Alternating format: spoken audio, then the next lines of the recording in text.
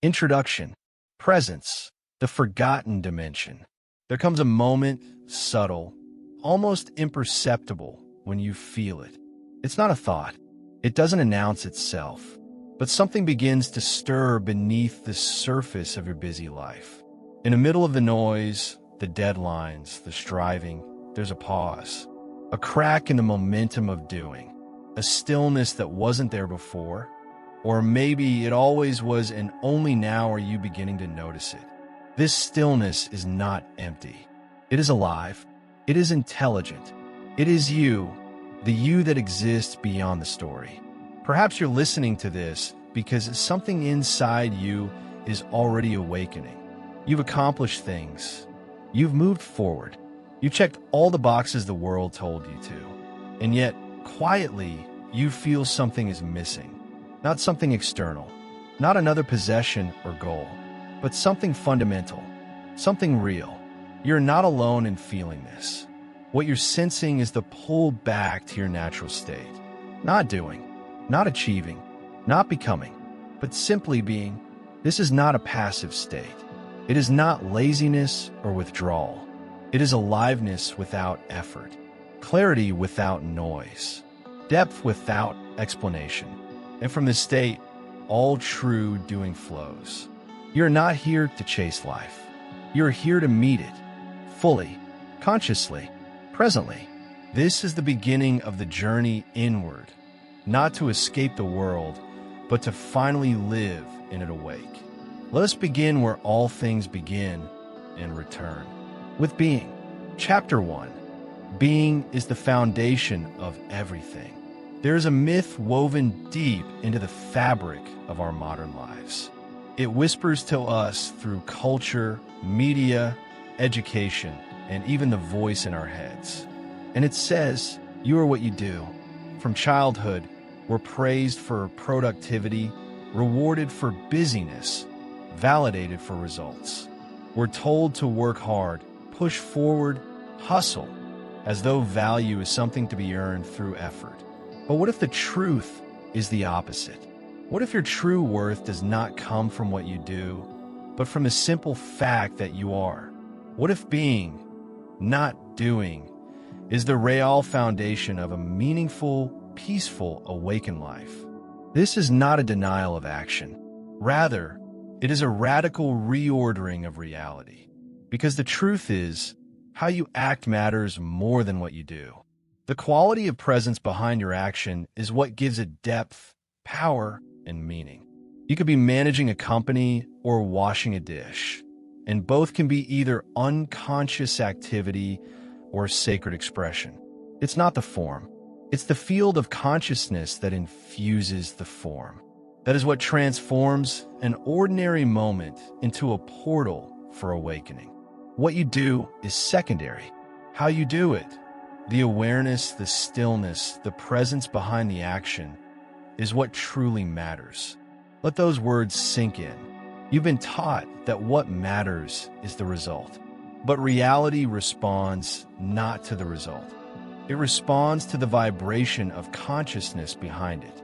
That is why a small act done with great awareness can heal, shift, uplift.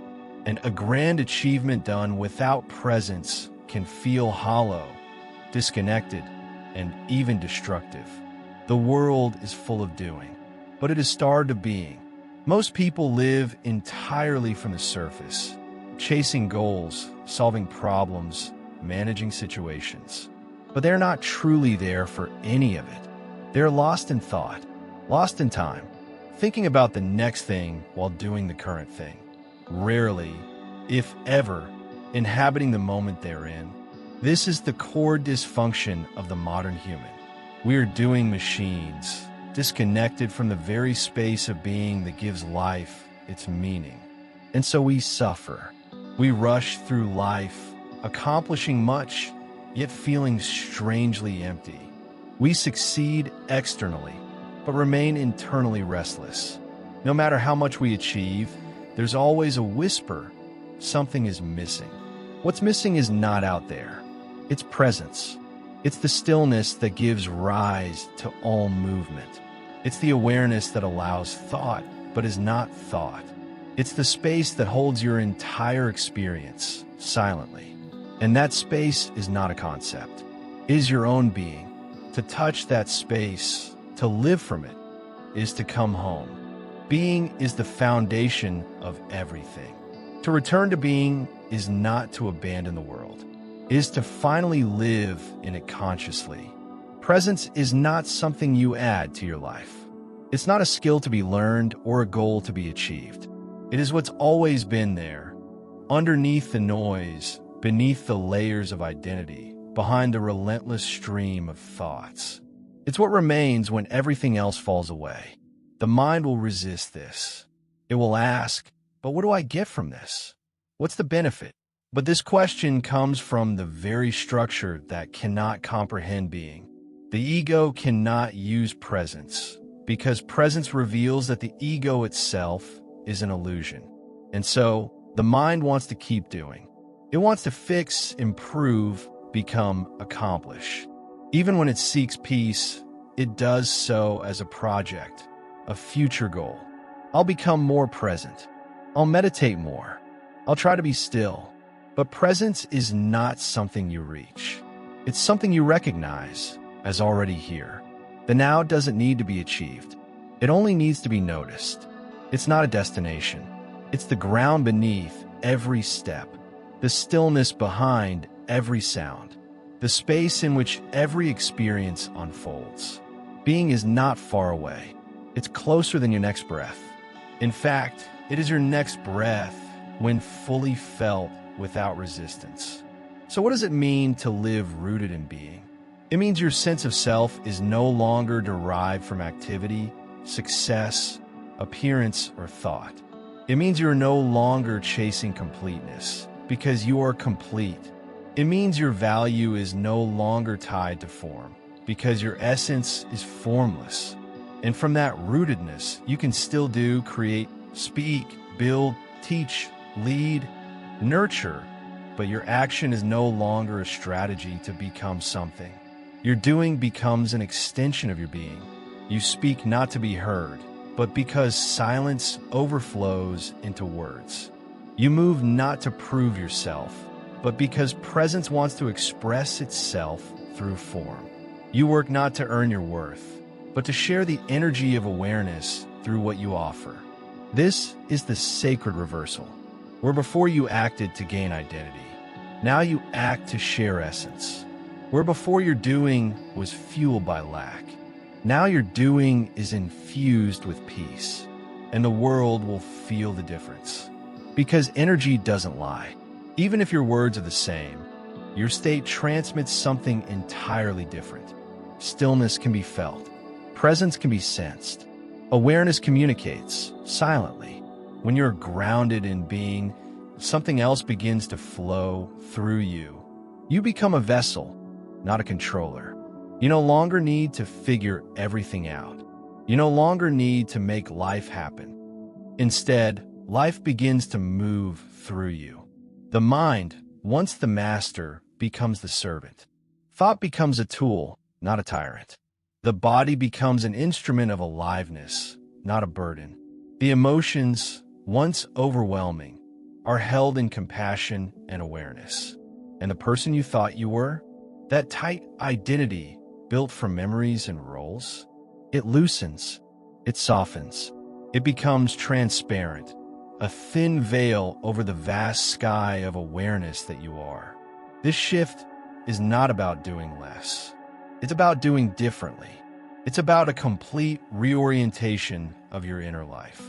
From seeking to sensing, from grasping to receiving, from tension to trust. You stop trying to manipulate reality and begin to cooperate with it. You stop resisting what is and begin to merge with the now. You stop fighting yourself and finally learn to inhabit yourself. And slowly, effortlessly, you notice you're no longer rushing to get somewhere because you have arrived and you never actually left. Being is not passive. It is not stagnant. It is not doing nothing. True being is the most creative, dynamic, and intelligent force in the universe. It is the source from which all inspired action flows. It is the origin of compassion, clarity, courage. It is the space in which genius awakens. To be rooted in being is to align with the intelligence of life itself. You no longer rely solely on your personal will. You are carried by a deeper rhythm. You move in harmony with the whole. And sometimes that means bold action. Sometimes it means stillness. But always it means alignment. You are no longer fighting the river. You have become the river. There may be moments when you forget, when you slip back into the old patterns of striving, defending, proving. This is not failure. This is simply the opportunity to remember again. The return to being is not a straight line. It is a gentle spiral, deepening with each breath of awareness. You don't need to force presence. You only need to stop running from it. And the more often you return, the more natural it becomes. Until one day you realize presence is no longer something you practice. It is simply what you are. You have come home, and from this home, you can walk freely in the world, not as a seeker, but as a space of stillness in motion. This is the foundation. This is the beginning. This is being. And once this foundation is in place, once being becomes the ground from which you live, a new question arises naturally. What does it mean to create from here? To move, to build, to manifest, not from egoic wanting, but from awakened presence? This is the path of conscious creation, and it begins in the stillness we've now remembered. Chapter 2, Manifestation Without Wanting. There is a curious paradox that emerges when we begin to live from being. As we become more rooted in stillness, in presence, in the now, we also begin to feel a rising energy. Something wants to move, to create, to express through us. This is not the old compulsion to achieve or prove. It's not the ego grasping for validation. It's something deeper, a quiet urge to participate in life, to shape beauty, to serve the whole, to give form to what is formless. But here arises a delicate question.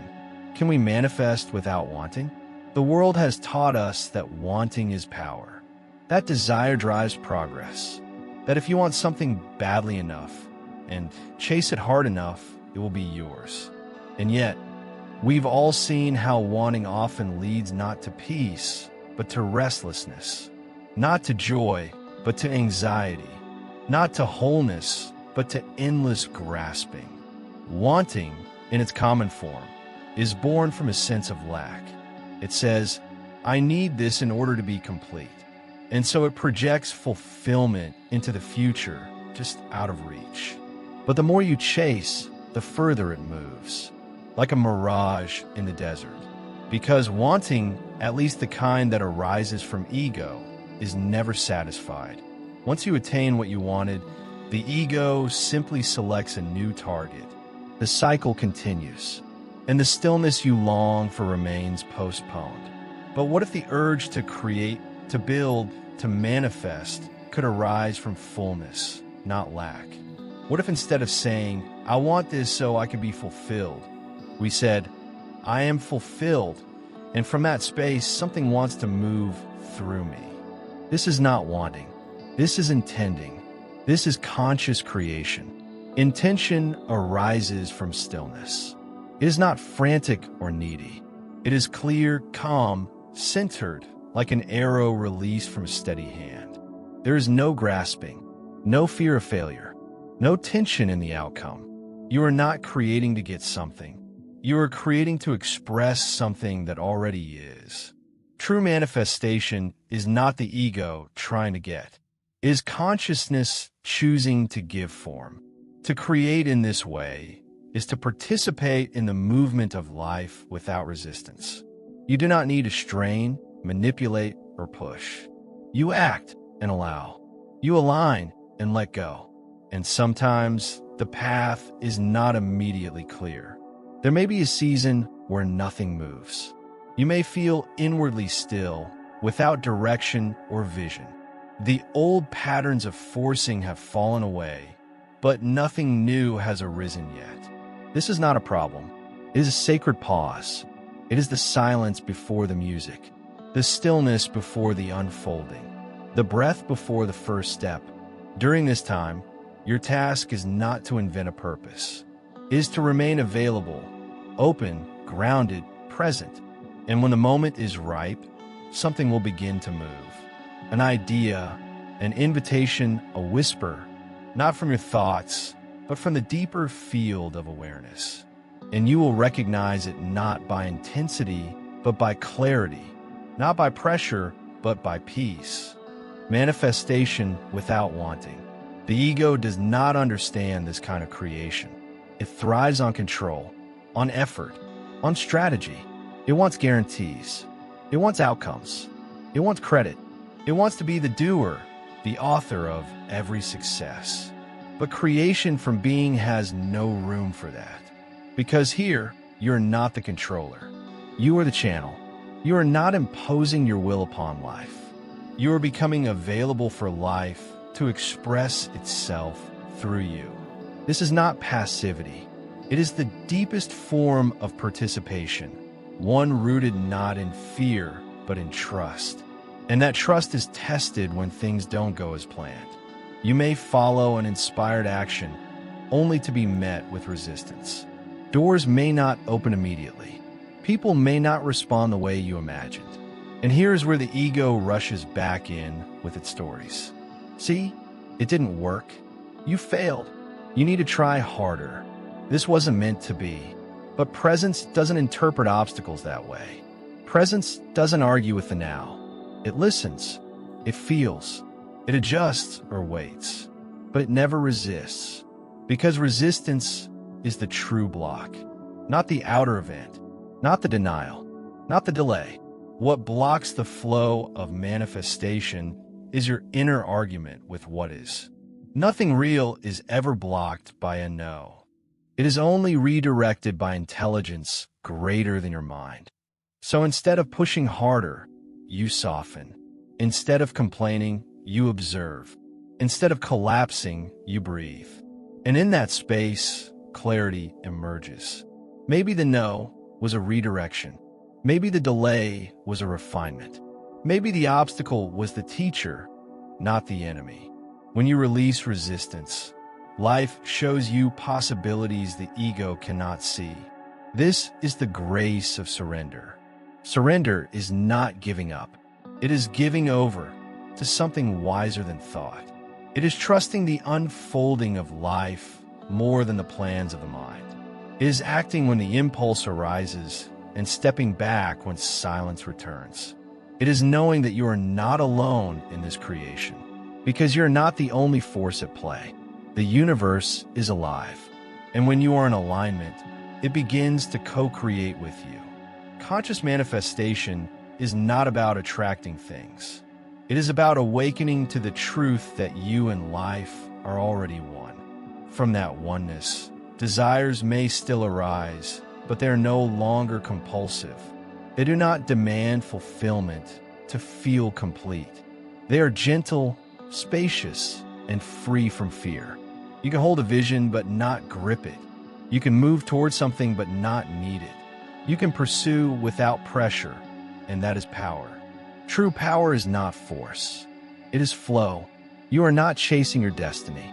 You are dancing with it. And sometimes the dance is fast. Sometimes it is slow. Sometimes you lead. Other times you follow. But always the rhythm is guided by presence. And as long as you stay connected to that presence, as long as your inner state remains the priority, what you manifest will not only reflect your essence, it will expand it. You won't just create a life. You'll create a field, a vibration, a sanctuary of stillness in action, and people will feel it. They may not understand it. They may not have words for it, but something in them will soften in your presence. Because when you manifest from being, you are not just shaping form. You are transmitting frequency. The ego loves to claim authorship. When something succeeds, it says, "I did that." When something fails, it says, I am a failure. It attaches your worth to the result, not to the presence within the process. And so, every action becomes a risk to your identity. If it goes well, the ego expands. If it doesn't, the ego contracts. But what if manifestation was never about proving who you are? What if it was simply about allowing life to express itself, without needing to be someone special because of it? When you create from being, there's nothing to prove, no one to impress, nothing to defend. There's only this, a sense of deep alignment, a quiet joy in the unfolding, a peace that remains whether the outcome matches your vision or not. Because the truth is, you are not the creator. You are the space through which creation happens. You are the canvas, not the brush. The field, not the farmer. The sky, not the weather. This understanding changes everything. It frees you from the pressure to control. It liberates you from the burden of perfection. It releases the anxiety around success and failure, because now it's not about you. It's about the unfolding of life and your willingness to be available for it. You become a vessel, an instrument, a passageway, and whatever comes through, beauty, insight, inspiration, clarity, it is not yours to own. It is yours to offer. When you no longer need to be the one doing it, the universe begins to do extraordinary things through you. Of course, the mind will protest. It will say, but how will I know if it's working? How will I measure progress? How can I set goals if I'm not supposed to want? These are valid questions from the level of the ego, but presence has a different metric. It doesn't measure success in numbers, in applause, in validation. It measures success by alignment. Are you acting from peace or from anxiety? Are you creating from wholeness or from lack? Are you willing to move and just as willing to wait? If so, you are already manifesting consciously. The outer form may take time. It may shift, evolve, change direction entirely. But the inner frequency is already shaping your field, attracting not what you want, but what matches your state. And here's the secret. Life doesn't give you what you think you want. It gives you what reflects your state of consciousness. This is why being comes first, not as a spiritual cliche, but as a practical law. Whatever is rooted in being lasts. Whatever is born of grasping collapses. So before you act, before you visualize, before you speak the affirmation or write the plan, pause. Come home to stillness. Come home to yourself. Feel the presence behind the form. Let the action emerge from there. And whatever arises will carry the fragrance of peace. And when manifestation happens, when the vision becomes reality, when the project is complete, when the idea comes to life, let there be no pride and no shame. Let there be only gratitude. Not, I made this, but this was allowed to move through me. Not, this proves something about me, but this served life in some small way. And if no one notices, let that be enough. And if no one praises, let your inner silence be your reward. Because the moment you need recognition, you've left being and entered story. Let your fulfillment come not from the fruit, but from the flow. Not from the praise, but from the peace you felt while creating. This is how you stay free. Free to create. Free to release. Free to begin again. Because you're no longer the center of the story. You're the space where the story unfolds. There's an unseen dimension behind every conscious act of creation. It is not what you say, not what you do, not even what you think. It is the space from which it all arises. And that space is silence. Not the absence of sound, but the presence of stillness. A silence so alive that it pulses with energy. A silence so intelligent that it moves more gracefully than any plan the mind could design. Every true act of manifestation begins here. Before the words come, silence. Before the vision forms, stillness. Before the hands move, presence. The world does not honor this. It praises activity. It demands performance. It rewards speed. But the most powerful creators, the ones who shape reality with clarity and peace, are those who have learned to listen before they act. They allow silence to speak first. They let stillness shape their direction. They remain deeply rooted in being, even as they bring form into the world. And so what they manifest carries a rare quality. Not just usefulness, but depth. Not just functionality, but truth. Not just outer form, but inner resonance. You do not need a stage for this. You do not need an audience, a platform, a title, or approval. You can live this truth in your quiet life. While cooking, while walking, while answering emails or cleaning your home. Every gesture becomes a vessel for awareness. Every moment becomes a canvas for presence. This is not metaphor.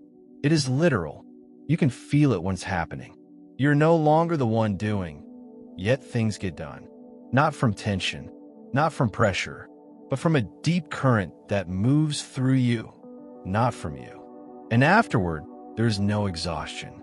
Only clarity, only peace. This is how life was meant to be lived. Not as a series of forced outcomes, but as a dance with the moment. You offer your presence. The universe responds. Not always how your mind expects, but always how your soul needs. And yes, you may still have goals. You may still build businesses, write books, raise children, start movements. But you'll do it without needing any of it to complete you, because you're already whole. And from that wholeness, what you create will bless the world, not burden it. There's no need to rush, no need to make it happen. The most powerful movements in nature are quiet. The seed doesn't shout as it opens into a tree. The moon doesn't force the tides. The stars don't demand applause for shining. And yet, they shape everything. Let your presence be like that. Let your life be a transmission of peace, even in the smallest acts. And if what wants to be born through you is grand, welcome it, but do not hold it tightly. Let it rise from stillness. Let it return to stillness. And between those two, you will live in freedom. There will still be moments of forgetting. Moments where the ego comes back with its urgency, its fear, its grasping. Moments where you feel impatient, where you push, where you tighten. This is part of the practice, part of the awakening. The key is not perfection. The key is awareness. Can you notice the moment when tension replaces trust? Can you feel the shift from presence to pressure? Can you pause and return? That pause is powerful. That breath is a doorway. That single act of remembering, this is not who I am, reconnects you with the current of life itself. You don't have to stay lost in wanting. You can return to being at any moment. And from there, the next step will come. Clearly, calmly, naturally. There is no rush. Being is not in a hurry. What manifests from presence carries something more than form. It carries frequency. That is why a quiet word spoken from stillness can transform a room. Why a small act of kindness born of awareness can ripple across lifetimes. Why a simple painting or song or poem, made not for fame, but from fullness, can open the heart of a stranger. This is the power of manifestation without wanting. It does not seek to take. It exists to give. It does not shout. It resonates. It does not burn out. It endures because it is real. You are not born to strive endlessly. You were born to remember this.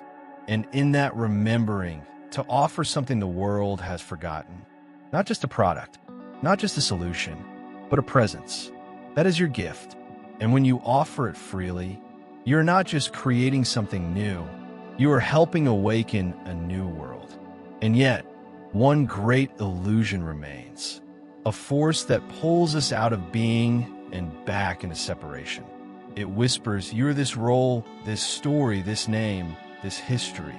It convinces us that we are our thoughts, our emotions, our achievements.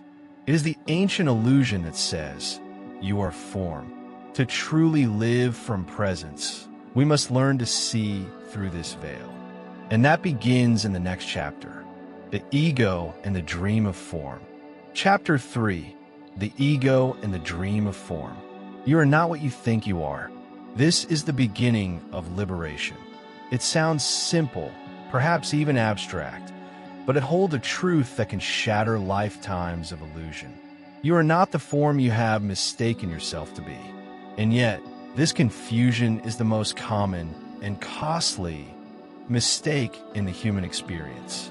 From a young age, you were taught to build an identity, to define yourself, to describe yourself with labels, roles, traits, and stories.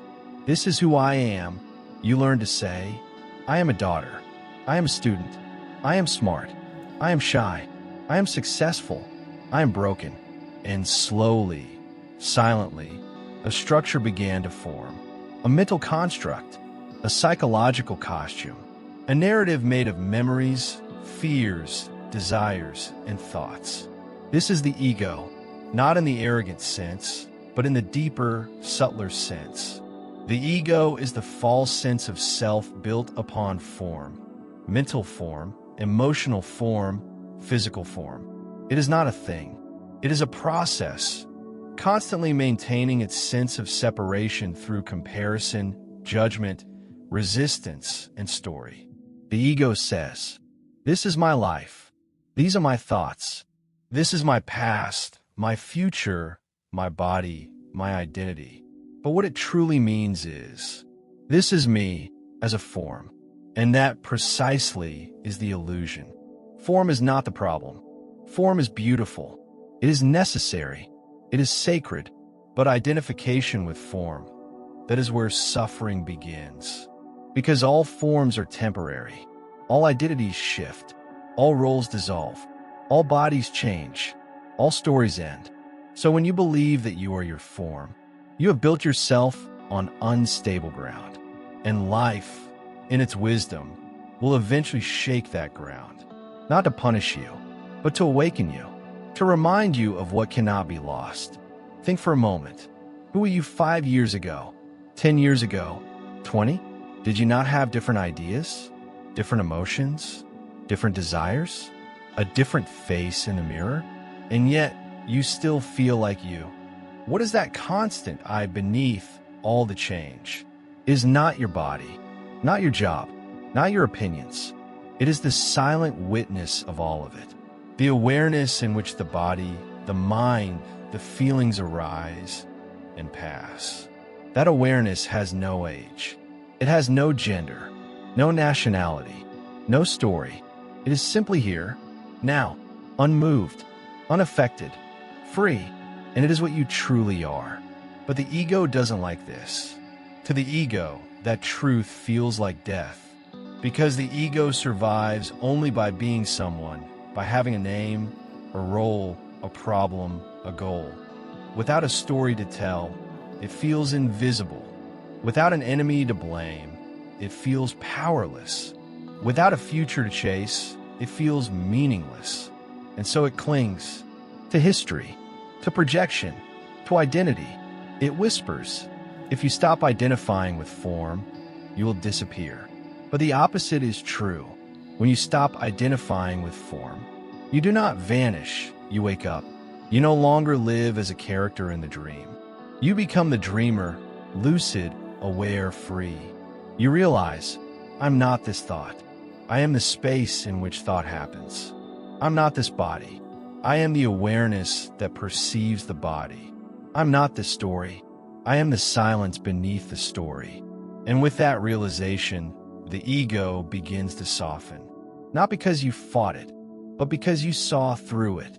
The ego thrives in comparison. It cannot exist in isolation. It must measure itself against others to feel real. Am I doing better than them? Is my opinion more correct? Is my pain greater? My story more important? Without this comparison, the ego begins to dissolve because it no longer has a fixed position. That's why it clings so tightly to labels. Better, worse, right, wrong, ahead, behind. It creates hierarchies in the mind and uses them to define its sense of worth. And so, even the most mundane experiences become battlegrounds. Who is smarter? Who is more spiritual? Who is suffering more? Who is more oppressed? Who is more enlightened? The ego will claim superiority in any category it can find, even victimhood, because any identity, even a painful one, is better to the ego than no identity at all. This is the dream of form, where everyone plays a part, competes for significance, and forgets they're all expressions of the same one consciousness. But none of it is real, not in the way the ego believes. It's a drama staged inside the mind, fueled by fear, sustained by resistance. And suffering is the signal that you've become lost in the script. Every time you feel the contraction of pain, emotional pain, it's not because of what happened. It's because the event touched a structure in your ego. It threatened your image. It undermined your control. It exposed your insecurity. It triggered an identity you've clung to. That's why two people can go through the same situation, and one suffers deeply while the other remains at peace. The event is neutral. It's the ego's relationship to the event that creates suffering. And so, suffering becomes a kind of alarm, a sacred bell, calling you back to yourself. Not the egoic self, not the mental story, but the still, spacious self that is simply aware. Suffering is the sound of the ego cracking under the weight of truth. This doesn't mean we should reject the ego or try to destroy it. That too is ego, the spiritual ego that says, I must be free of ego. No, the path is much gentler. You don't attack the ego. You observe it. You don't fight the illusion. You see through it. And in the seeing, it begins to dissolve. Because the ego cannot survive the light of awareness. There comes a moment, sometimes sudden, sometimes gradual, sometimes quiet, like a soft breath at dawn. A moment where the structure of identity, the mental scaffolding you've built over a lifetime, begins to shake. And in that moment, something inside you sees clearly. This is not me, not the voice in your head, not the story it tells. Not the roles you play, not even the face in the mirror. These are appearances, useful in the world of form, yes, but none of them define what you are. And when that realization arrives, even for a single second, the spell breaks. It's as if you've been dreaming your whole life, and suddenly you wake up, not to a new belief, but to the absence of belief, to a spaciousness that needs no definition, to a presence that is undeniable, and yet impossible to describe. This is what people throughout history have called awakening. Not becoming someone new, but recognizing what's always been here. Awakening is not an event. It is a shift in perception. Before awakening, you experience life from the perspective of the ego, always defending, comparing, strategizing, wanting, fearing. After awakening, the same life continues, but your position within it changes completely. You're no longer the center of your story. You're the space in which the story unfolds. The world keeps turning. The roles continue, but your relationship to them softens. You still speak, but no longer from reactivity. You still act, but no longer from compulsion. You still think, but no longer believe every thought. And the peace that arises from this shift is not something you have to maintain. It is your natural state, once you stop maintaining the illusion of who you are not. The irony is this: the ego believes that to awaken is to lose everything, to dissolve, to vanish, to become no one. And in a way, it's right. You do lose something. You lose the anxiety of being a character in a play you never auditioned for. You lose the need to defend your every move, every flaw, every opinion. You lose the weight of being someone, constantly performing for an invisible audience. But what remains is not nothing. What remains is everything: spaciousness, presence, aliveness, freedom. Not freedom to do whatever you want. That's just another egoic fantasy. But freedom from the compulsion to be anything other than what you already are. This is the space where true peace begins. So, how do you live after awakening? Do you abandon your life? Leave your job? Sit under a tree in perfect stillness? No. You return to your life, but you're no longer the same. You return to your family, your work, your routines, but something fundamental has shifted. You no longer believe you're the role you were playing. You may still be a parent, a partner, a teacher, an artist, but you no longer derive your identity from the role. You play the part fully, beautifully, but without being trapped by it. And because of that, your actions become lighter, your interactions more spacious, your emotions less sticky, your mind less noisy. You are present, not performing, engaged but not entangled, alive but not identified. This is the subtle freedom that arises when the ego no longer drives your life.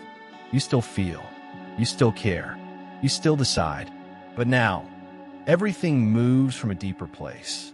You are responding, not reacting. You are expressing, not projecting.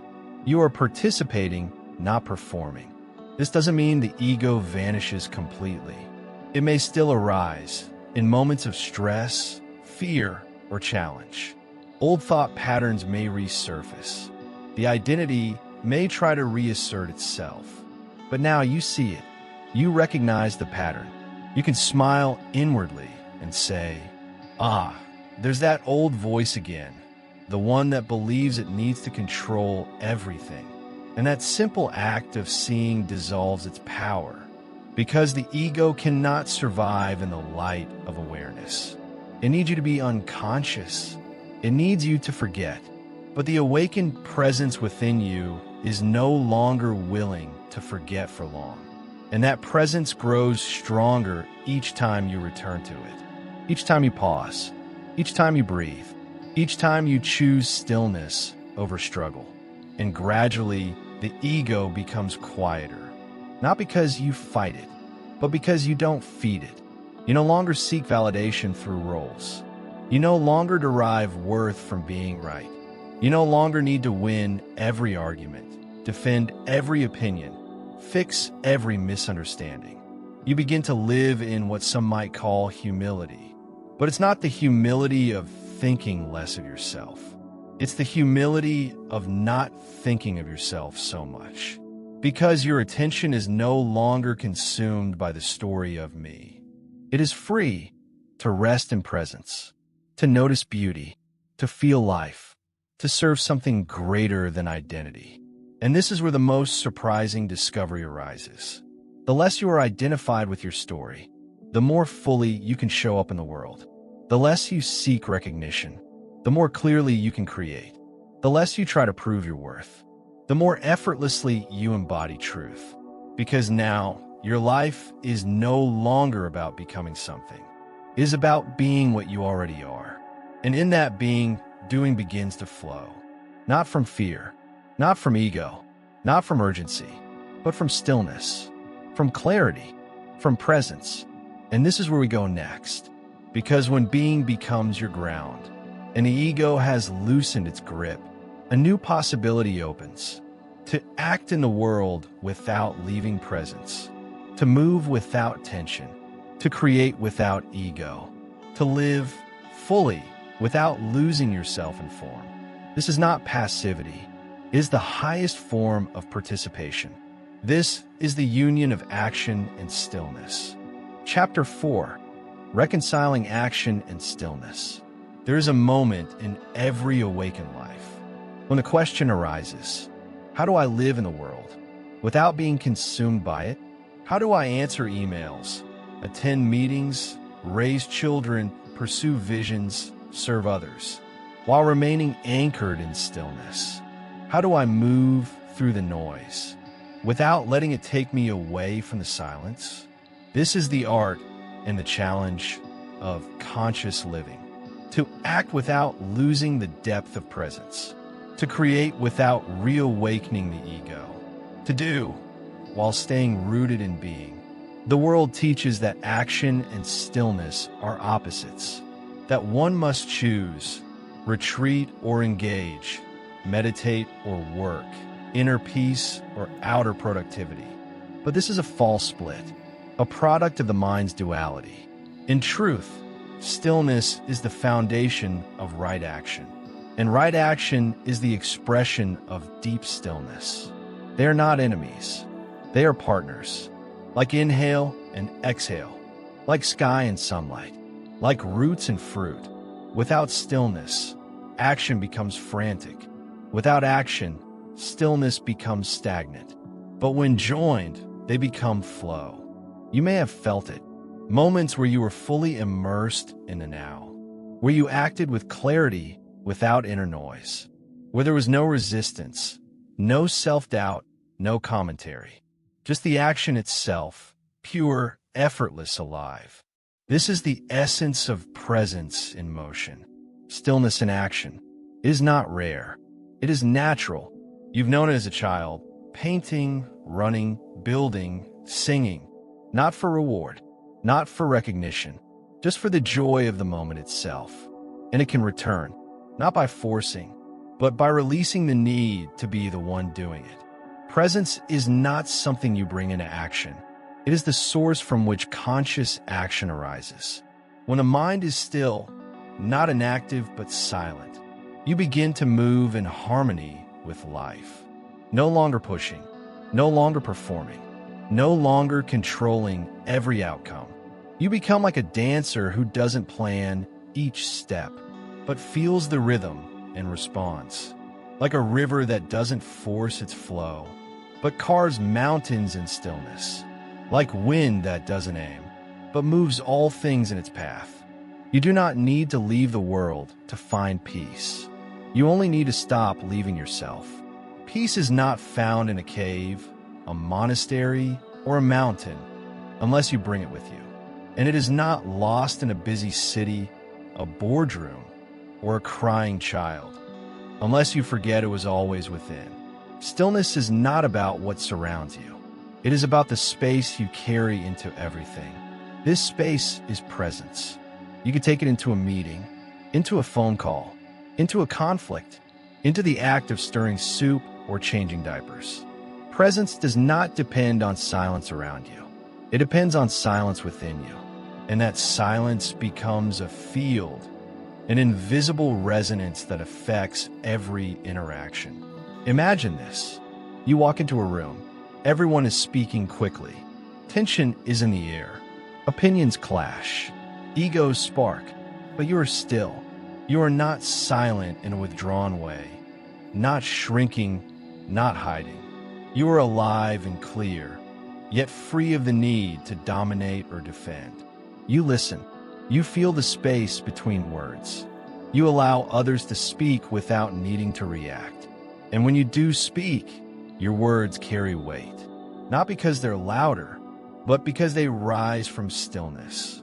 This is power without force. This is influence without effort.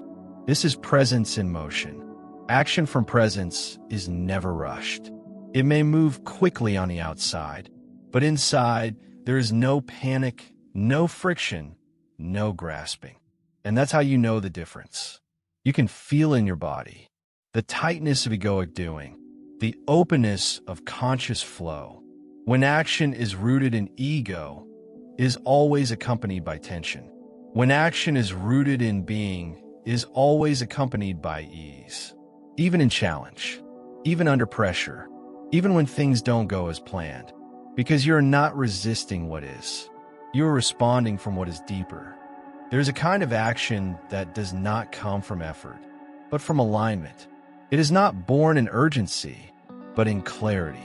You don't act because you must prove something. You act because life moves through you like breath moves through lungs. There may still be a goal. There may still be a vision. But the inner space from which you move has changed. You're no longer grasping at the future. You are standing in the now. And from this still ground, you take the next step, This is the balance of intention and surrender. Intention brings focus. It channels your energy. It says, this is the direction. But surrender keeps your grip soft. It says, I will walk, but I will not resist if the path curves. Without intention, you drift. Without surrender, you strain. Together, they create flow. Set your intention from presence. Move with awareness.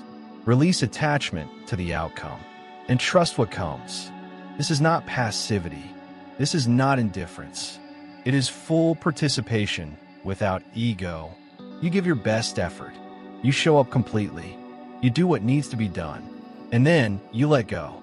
Not because you don't care, but because you know that clinging creates suffering. The outcome is not yours to own.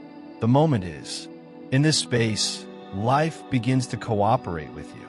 Not because you control it, but because you've stopped obstructing it. You become available. You stop being the doer and become the field through which doing happens. You no longer say, I'm making this happen. Instead, this is moving through me, and I'm participating with grace. And ironically, this is when your actions become most impactful, because they're no longer weighed down by self-interest, tension, or fear. They are light, clean, true. A single action done from presence can ripple further than 1,000 done from fear, not because of what it accomplishes externally, but because of what it transmits energetically. When you move from being, your actions carry something invisible but unmistakable, a frequency, a vibration of stillness, a signature of awareness, a quality that can't be measured but can always be felt. You may say a few simple words. You may offer a kind gesture. You may simply look into someone's eyes, fully, silently, and something shifts. Not because you're trying to shift anything, but because presence itself transforms. The world is full of effort, but it is starved for essence. It has more communication than ever, and less connection, more movement and less meaning, more noise and less awareness. But one person rooted in stillness can begin to change the field around them, not by preaching, not by fixing, not even by doing, simply by being, and letting that being inform whatever they do. Whether you're holding a child, or leading a team, writing a poem, or sweeping a floor, presence is the real offering, and what you do is simply the form it takes. This is why there is no action too small. The mind categorizes tasks, important/unimportant, spiritual/ordinary, visible/hidden. But presence makes no such divisions. It brings depth to every movement, no matter how simple. And in that depth, even the most mundane action becomes sacred. You're not just washing dishes. You are inhabiting this moment completely. You're not just sending an email. You are transmitting your state, even through the words. You are not just showing up to a meeting. You are anchoring stillness in a room that forgot it existed. This is what it means to act without ego, to be fully in the world, but not lost in it, to engage completely, but without identity wrapped around the outcome, to move with purpose, but without pressure, and to trust that when your action arises from stillness, it carries stillness into the world. No fanfare, no spotlight, just the quiet work of transformation from the inside out. Some will live this integration through great works. They will build, lead, write, organize, create. But others will live this truth in quiet ways, without titles, without recognition, without fanfare. And yet, their presence will radiate.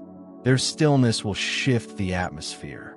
Their being will hold space for a new reality to emerge. They're not here to do more. They're here to be more deeply. They're the frequency holders, and they're the subject of the next chapter. Chapter 5, The Frequency Holder. Not everyone is called to act loudly in the world.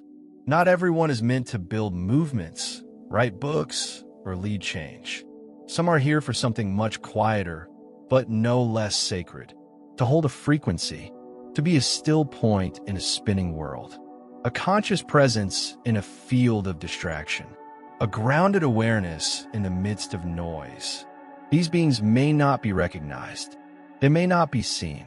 They may never become known.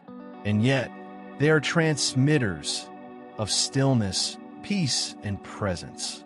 They hold space for others simply by existing in alignment with the now. They are frequency holders. A frequency holder is not passive. They're not disengaged. They're not avoiding life. They are, in fact, more fully in life than most, but not in the usual way. They live from depth, not drama. They respond rather than react. They listen more than they speak, not from shyness, but from attunement. They walk slowly in a rushing world. They breathe deeply in a world that forgets to pause. They look you in the eye and actually see you. You may not notice them at first, but something in you softens when they're near. Your shoulders drop. Your breath slows. Your mind settles. Why? Because the state they're in is not confined to them. It radiates. The frequency holder doesn't need to convert anyone. They don't need to preach, persuade, or prove. They don't need to fix the world because they understand something deeper. The world is not changed by more information. It is changed by transformation of energy, of attention, of presence. And that transformation begins within, in a single human being who chooses to live from stillness and to remain there, even while shopping, even while parenting, even while sitting in traffic. They bring the sacred into the ordinary, not by doing different things, but by doing the same things differently. The life of a frequency holder is rarely dramatic, but it is deeply alive. From the outside, it may appear simple.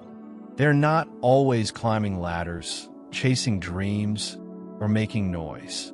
But on the inside, something else is happening. There is a quiet watchfulness, a soft awareness of breath, of energy, of life itself unfolding moment by moment.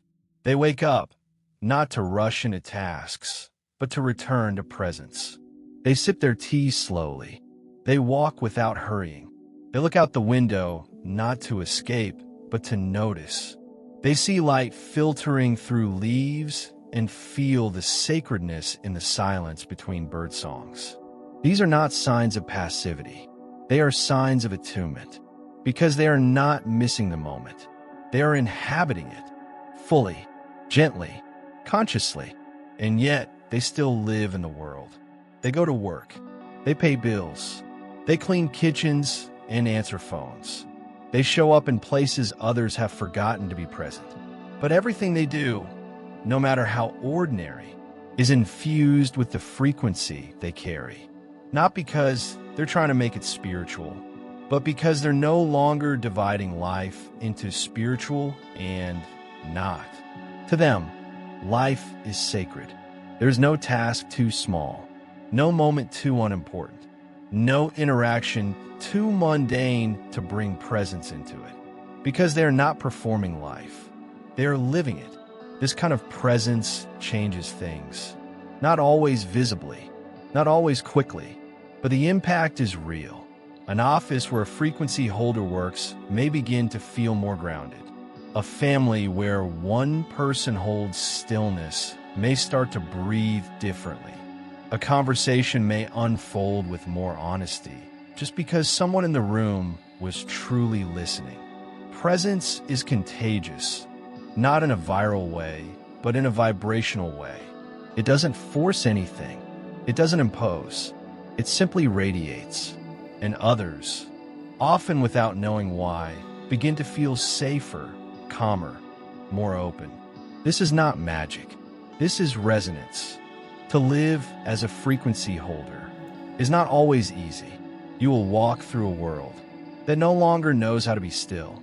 You will sit in meetings where everyone speaks, but no one listens. You will enter rooms where urgency replaces clarity, where performance replaces presence, where doing is worshipped and being is ignored. And sometimes you will feel invisible, not because you don't matter, but because your value isn't loud enough for the world's usual measurements. You're not the one pushing the agenda. You're not the one dominating the conversation. You're not the one racing to be seen. You're simply here, breathing, listening, noticing, fully present, fully alive, but not performing. And this may challenge others, because your stillness shines a light on their restlessness. Your calmness unsettles their chaos. Your refusal to engage in drama can feel, to the unconscious, like confrontation. You are not fighting anyone, but your energy exposes what's out of alignment. And some may project onto you that you don't care, that you're too passive, that you're not engaged enough. But what they cannot yet see is that your presence is more engaged than their performance. Because you are truly here, not as a mask, not as a role, but as awareness itself. And while others chase moments, you're grounded in the only one that exists. This is where your inner practice deepens. You're not here to change people. You're not here to correct them, convince them, or awaken them. You are here to embody the frequency of what they will eventually remember. You are the mirror, the atmosphere, the quiet space that makes others remember their own depth, even if they can't name it. So you continue, not because it's easy, but because it's true. You keep your heart open. You hold your energy clean. You return to your breath again and again. And in that breath, you hold the door open for others to come home to themselves. Sometimes the most powerful thing you can do is nothing at all, not because you're avoiding life, but because you are deeply with it without needing to interfere. There's a kind of contribution that goes beyond action, a kind of influence that needs no words. It is the power of pure being. A mother sitting beside her child in silence. A man walking through a noisy street with a quiet mind.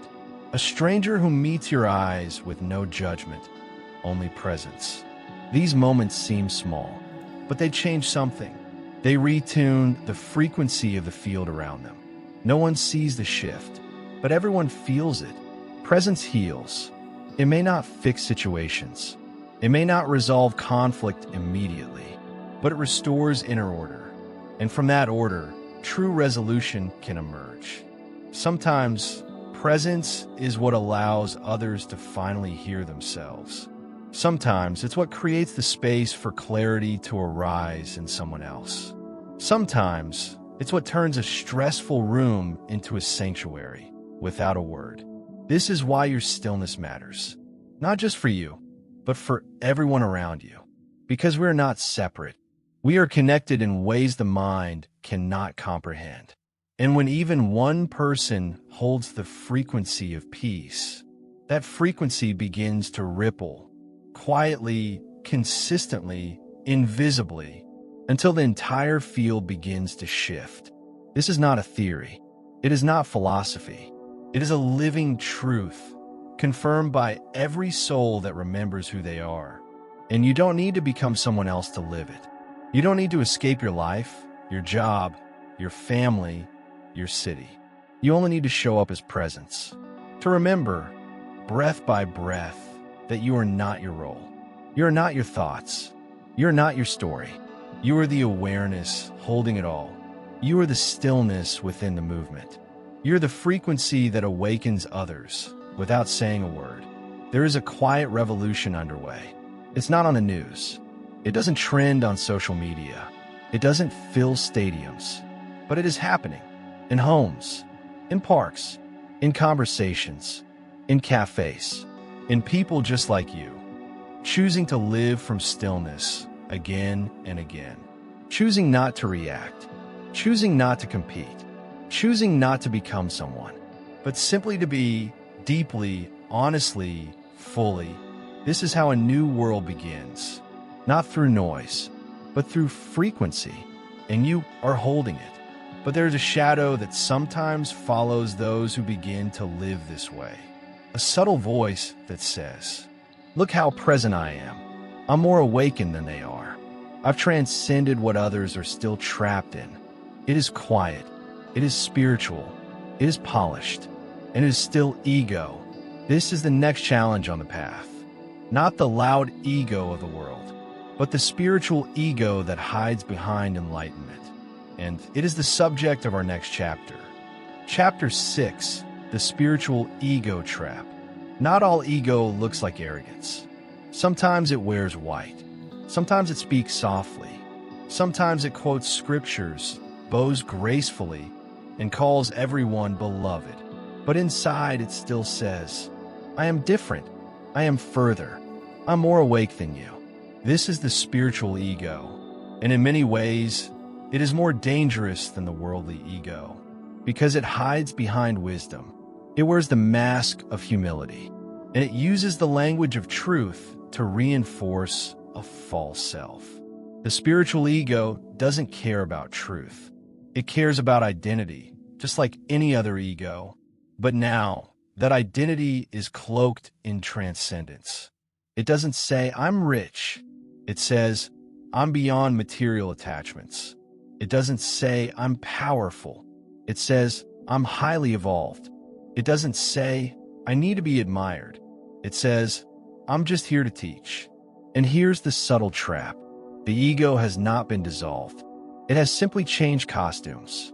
It is still the same structure, the same need to be someone, to be seen, to be important, to be special. Only now, it has moved into the spiritual realm. This often happens after real moments of awakening. You taste stillness.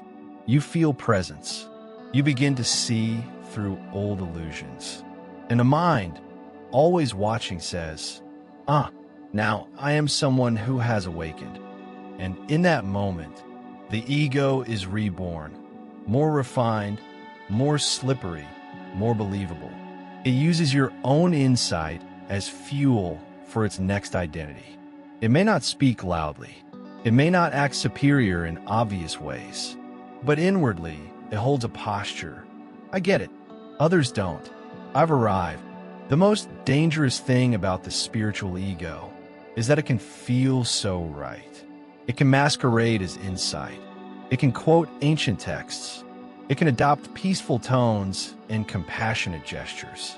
But beneath it all, it is still seeking. Not seeking truth, but seeking identity. You may notice it in your thoughts. They don't understand yet.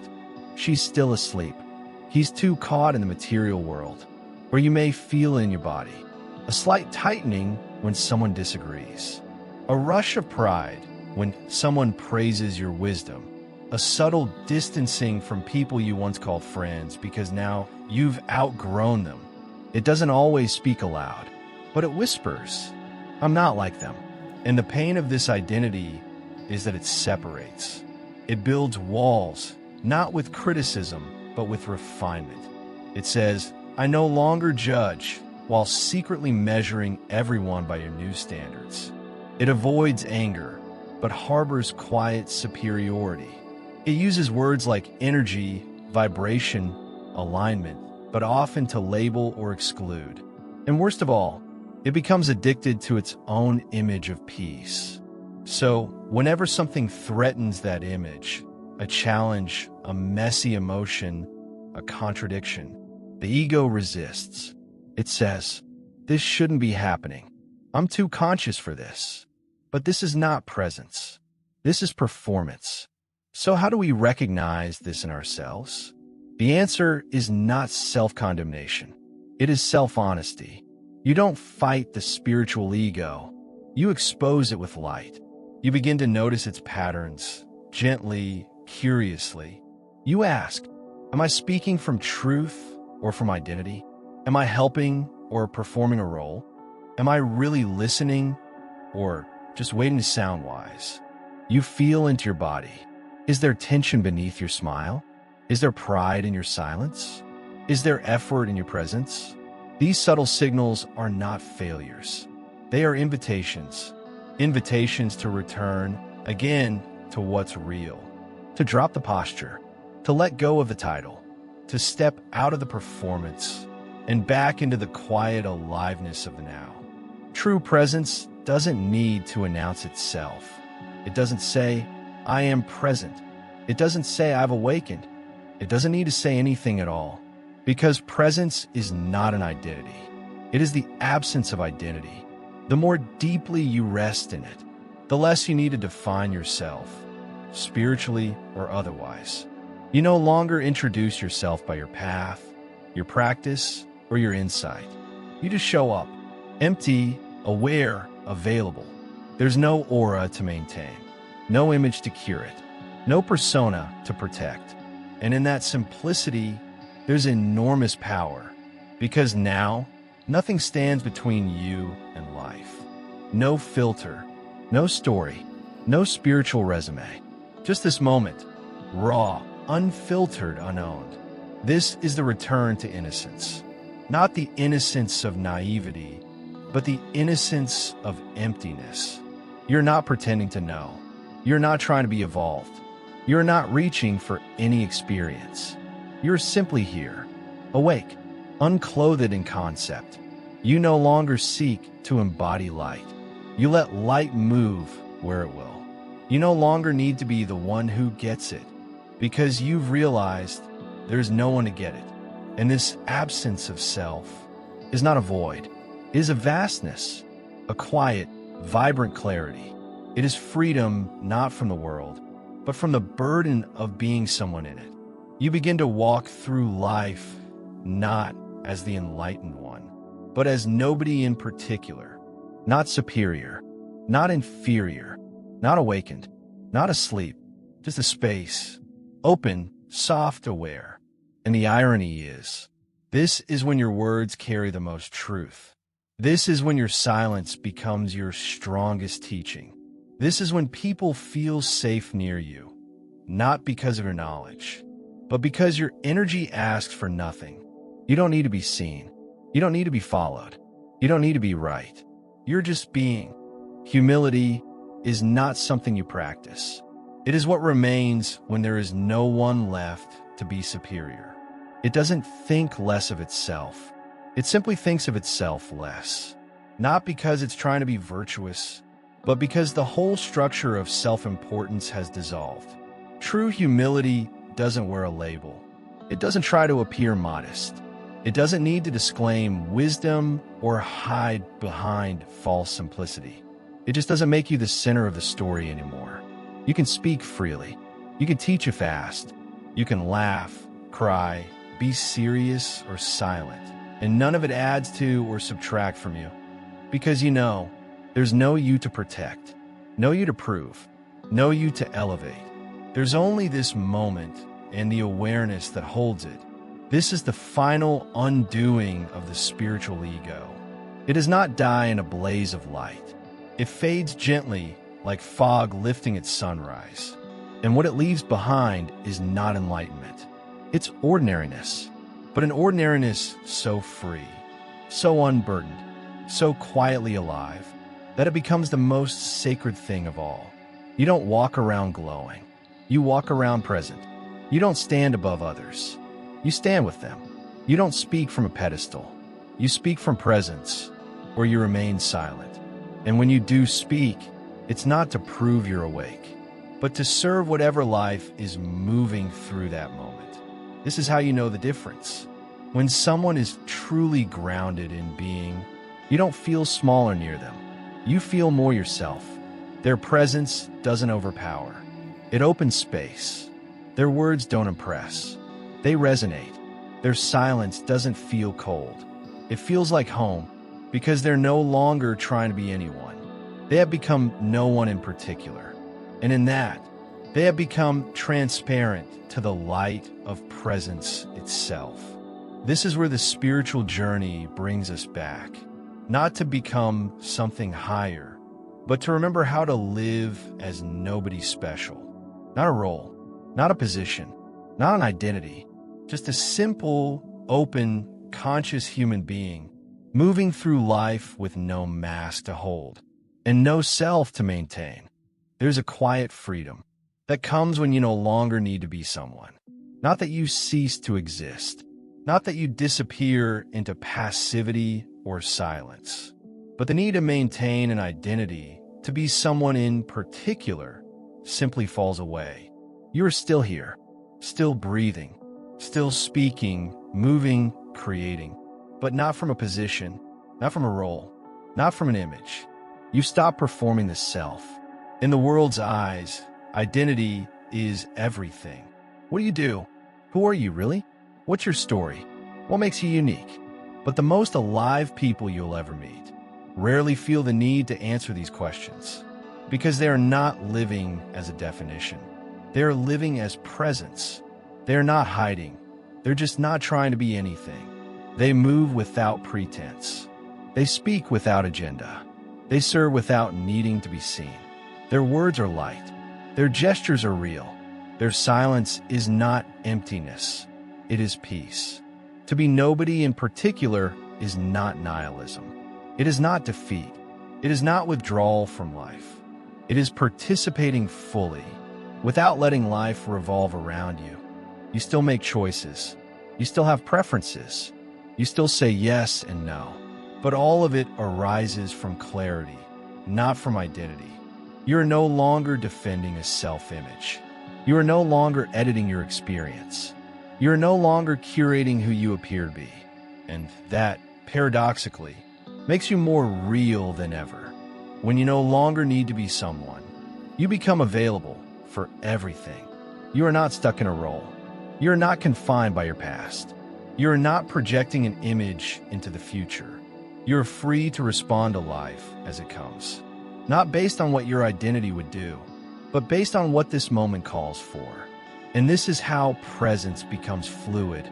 Sometimes you are a teacher. Sometimes you are a student. Sometimes you lead. Sometimes you follow. Sometimes you speak. Sometimes you simply hold space. But none of it sticks to you, because you know deeply that you are not the role. You are the awareness moving through it. This freedom changes your relationships. You no longer relate to others through fixed identities. Parent, child, boss, healer, mentor, partner, expert. You relate to them as they are in this moment, not through memory, not through expectation, but through presence. You don't put people in boxes. You don't reduce them to what they've done or what they've said. You allow them to be new, just as you are new. This means you don't carry offense. You don't replay stories. You don't assume motives. You listen freshly. You feel openly. You forgive easily. Not because you've decided to be noble, but because you're no longer holding a self that needs to be protected. This also transforms your choices. Without a fixed identity to preserve, you become honest about what feels alive and what doesn't. You may walk away from things that once defined you.